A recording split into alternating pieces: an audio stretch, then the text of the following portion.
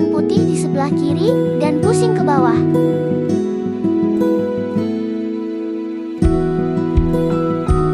Ambil rotan coklat di sebelah kanan dan lilit rotan putih, satu pusingan.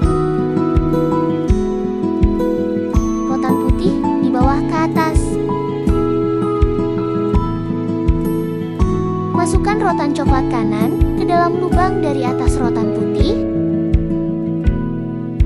Jangan masuk rotan coklat kanan dari bawah rotan putih, mesti masuk dari atas rotan putih.